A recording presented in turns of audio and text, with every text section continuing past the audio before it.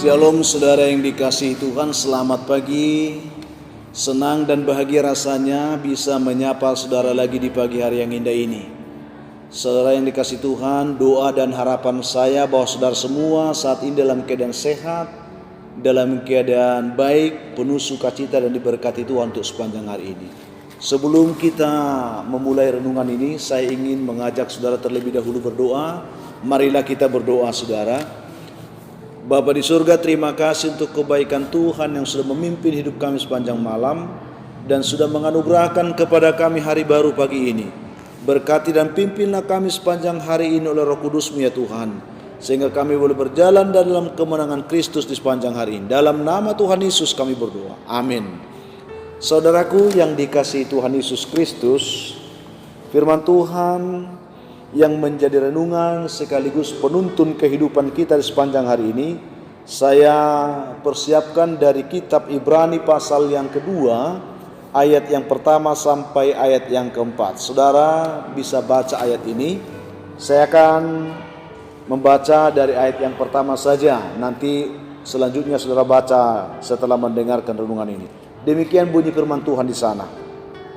Karena itu haruslah kita memperhatikan apa yang telah kita dengar, supaya kita jangan hanyut di bawah arus.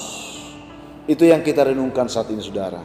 Topik yang akan kita ambil dari renungan ini yaitu hanyut terbawa arus dunia. Saudaraku yang dikasihi Tuhan Yesus Kristus, saya yakin bahwa kita masih pernah mendengar nama Elvis Presley saudara, sang bintang top rock and roll yang sangat terkenal sampai saat ini dan masih dikenang banyak orang walaupun sudah puluhan tahun dia meninggal dunia. Apa yang ingin kita lihat dari kehidupan Elvis ini saudara? Masa muda Elvis ternyata banyak dihabiskan di dalam gereja saudara. Ia aktif melayani Tuhan di gereja Sidang Jemaat Allah di Amerika sebagai pemimpin pujian dan penyanyi yang handal di dalam gereja.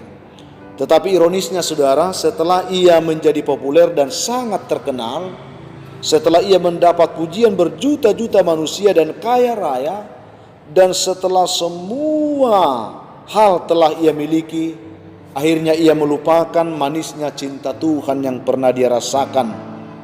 Ia telah terlena dengan gemerlapnya bintang dunia ini, sehingga pada usia yang masih sangat muda saudara, Elvis Presley ini telah meninggal dunia secara tragis karena alkohol dan karena obat-obat terlarang. Kenapa bisa saudara? Karena ia telah terhanyut terbawa arus dunia yang memabukkan ini. Ini hanya contoh saudara, bagaimana kehidupan seseorang yang tadinya cinta Tuhan, pada akhirnya dia hanyut terbawa oleh arus dunia ini. Mungkin masih banyak orang-orang yang seperti itu, bahkan di zaman ini saudara, yang tadinya sangat mencintai Tuhan tetapi pada akhirnya dia terhilang dan hanyut oleh dunia ini. Pada umumnya manusia dapat terbawa arus dunia ini karena memang banyak faktornya saudara. Ada karena faktor harta, kekayaan, materi, jabatan, pangkat, dan juga ya mungkin karena masalah percintaan, pria, wanita, dan masih banyak lagi saudara.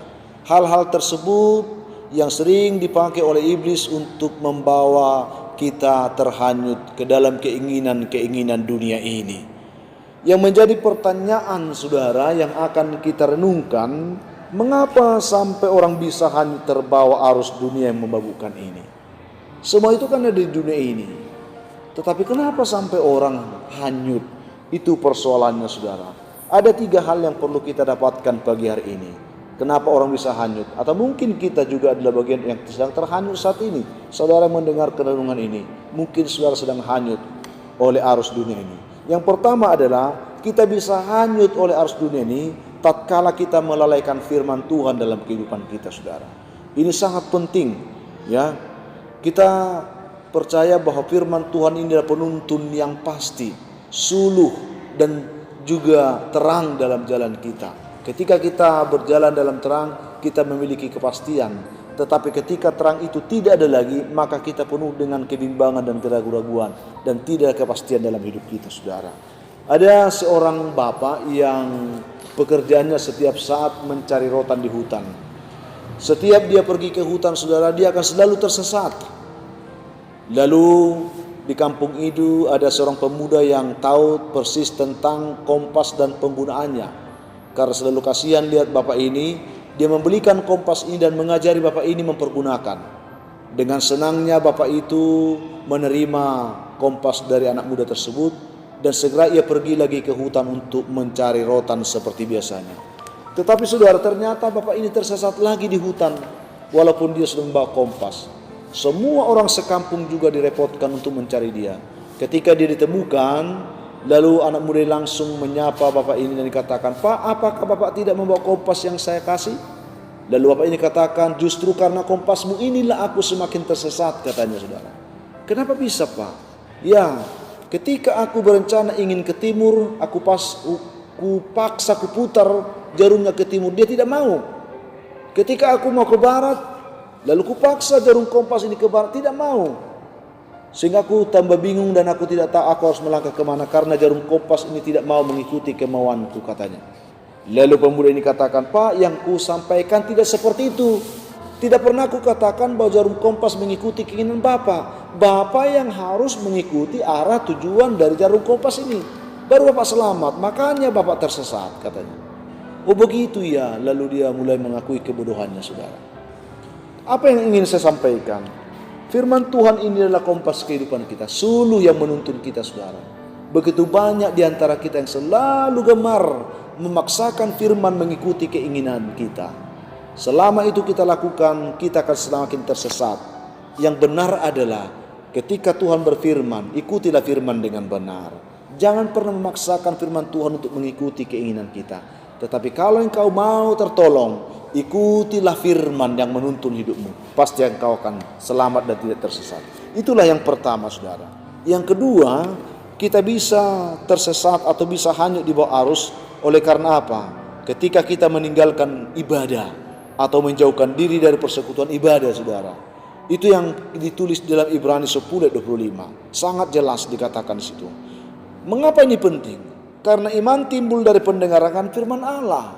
Dan tempat yang paling bagus kita bisa saling berbagi firman adalah persekutuan ibadah. Tempat yang paling baik untuk mendengar firman itu adalah datang bersekutu ibadah. Di sana kita bisa bersama-sama dengan saudara seiman untuk bisa saling berbagi pengalaman firman Tuhan. Dan di sana kita diteguhkan dalam iman.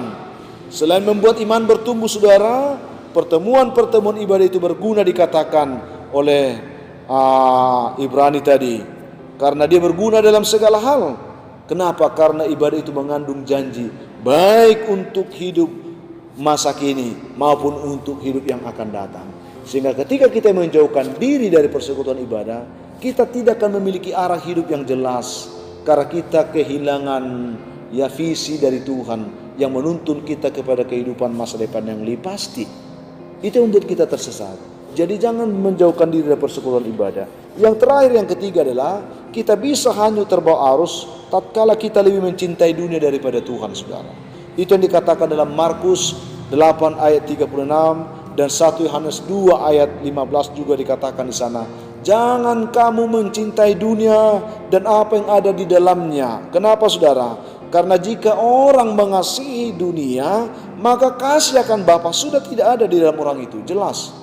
Ini firman Tuhan. Kalau engkau mencintai dunia, engkau sama, artinya engkau tidak mencintai Tuhan lagi. Itu yang kita dapatkan. Dan jika kasih Bapa sudah tidak ada pada diri seseorang, dipastikan, saudara, orang itu sudah dikatakan orang yang sudah terhilang, saudara. Orang yang sudah tersesat. Orang yang sudah hanyut dan terbawa arus. Dia terhilang karena sudah terbawa arus, sehingga dia terhanyut oleh keinginan-keinginannya dan oleh keinginan-keinginan dunia ini, saudara. Itu yang kita dapatkan pagi hari ini. 3 hal itu, saudara. Perhatikanlah dalam hidup saudara. Sebagai penutup, saudara, seorang bijak mengatakan demikian, saudara. Ini perkataan orang bijak sebenarnya. Kita tidak pernah bisa melarang burung itu terbang di atas kepala kita, siapapun kita. Itu zonanya, itu haknya, saudara. Tetapi ketika burung itu hendak membuat sarangnya di atas kepala kita, kita pasti mempunyai hak untuk berkata jangan atau tidak sama sekali. Karena ini adalah kepalaku. Berarti itu kita masih punya ya jati diri. Kita masih punya ya paling tidaklah harga diri kita masih tetap ada pada kita. Kita masih mempunyai kewenangan itu. Persoalannya sekarang, ketika kita sudah terhanyut, kita tidak punya kemampuan itu lagi. Keinginan dunia menguasai hidup kita. Keinginan mata, keinginan daging, keangkuhan hidup penuh memenuhi hati, pikiran dan seluruh hidup kita. Sehingga kita tidak mengenal Tuhan lagi dan kita tersesat di dalamnya. Lewat renungan kita saat ini saudara, kita diingat supaya kita lebih berjaga-jaga, supaya kita tidak membuka peluang bagi arus dunia ini yang senantiasa dapat menghempaskan kehidupan kita, supaya kita terhanyut dalam kehidupan ini saudara. Berjaga-jagalah. Jangan membiarkan dirimu hanyut lagi. Oleh karena itu saudara, saya ingin katakan kepada saudara, hiduplah senantiasa seturut dengan firman. Sekali lagi, firman itu penuntun hidup kita saudara. Rajinlah beribadah, rajin bersekutu. Kalau sekarang kita belum begitu bebas beribadah di gereja, rajin beribadah secara pribadi dan keluarga saudara di rumah. Itu yang kita pahami. Dan yang terakhir tadi, cintai Tuhan dengan benar. Janganlah mencintai dunia, engkau akan tersesat. Tapi cintai Tuhan, maka dengan cinta Tuhan engkau dituntun, dikuatkan dan diberkati. Saudara yang dikasih Tuhan, saya tidak tahu bagaimana kondisi kehidupan saudara saat ini. Apakah ada di antara saudara yang sedang mendengarkan renungan ini terhanyut oleh arus dunia ini sekarang? Saya tidak tahu. Mungkin saudara mendengar ini sedang hanyut. Mari saudara terima kebenaran ini. Sadarlah dan datanglah kepada Tuhan. Tuhan pasti menolong saudara. Mohon ampun kepada Tuhan, kembali kepada Tuhan.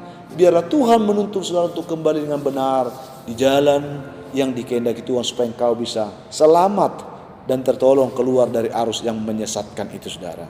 Akhirnya saudara, sebelum mengakhiri renungan ini, saya ingin katakan kepada saudara, marilah kita sungguh-sungguh memberi hidup kita kepada Tuhan, supaya Tuhan menuntun kita di dalam kehendak-Nya. Kita berdoa saudara. Bapa di surga, terima kasih untuk firman-Mu yang kami terima pada pagi hari ini. Tuntun kami oleh Roh Kudus-Mu menerima dan melakukan firman ini dengan benar. Kalaulah ada di antara kami saat ini, umat-Mu mendengarkan renungan ini, sedang terbawa arus dunia ini kehidupannya, sedang hanyut, sedang tersesat, hamba berdoa Tuhan, biarlah Engkau Gembala Agung itu membawa dia kembali kepadamu. Dalam nama Tuhan Yesus, yang sedang mencari Tuhan sungguh-sungguh hatinya, yang gundah gulana, Tuhan jamah dan hadir dalam hidupnya untuk mengubah dia dan memberkatinya. Yang sakit Tuhan sembuhkan. Ada beberapa dari jemaat Tuhan yang mendengarkan renungan setiap hari yang sedang menderita sakit saat ini. Hamba berdoa Tuhan untuk mereka. Dalam nama Tuhan Yesus, biarlah sakit penyakit mereka di jemaat Tuhan dipulihkan dan disembuhkan, sehingga mereka boleh menyaksikan betapa hebatnya kuasa-Mu dan betapa indahnya kasih-Mu yang melaut mereka saat ini. Yang jatuh Tuhan angkat, yang berbeban berat Tuhan berikan kelegaan, yang sedang berduka Tuhan hiburkan, sehingga setiap kami hari ini boleh ditolong Tuhan untuk mampu berjalan dalam kemenangan Kristus. Dalam nama Tuhan Yesus kami berdoa, amin. Saudaraku yang dikasih Tuhan, saya yakin saudara saat ini sedang dijamah Tuhan dan dilawat. Tuhan memberkati saudara sepanjang hari. Tetaplah kuat dan semangat, penuh dengan sukacita saudara. Dan saya ingin katakan, kalau saudara sedang berbeban berat, ada pergumulan-pergumulan yang saudara hadapi saat ini, baik pergumulan sakit penyakit atau pergumulan apapun, dan ingin didoakan, saya sebagai hamba Tuhan bersedia untuk mendoakan saudara. Hubungi kami di nomor telepon yang tertera di layar saudara. Bisa menelepon kami, baik melalui telepon maupun melalui WA. Kami siap untuk mendoakan saudara. Akhirnya saya Pendeta Linti Dongoran, Pendeta GKP Jemaat Khusus Horizon Medan, menyampaikan sampai jumpa di kesempatan yang lain. Berdoalah supaya Tuhan berikan kita kesempatan itu senantiasa. Tuhan memberkati saudara semuanya. Shalom.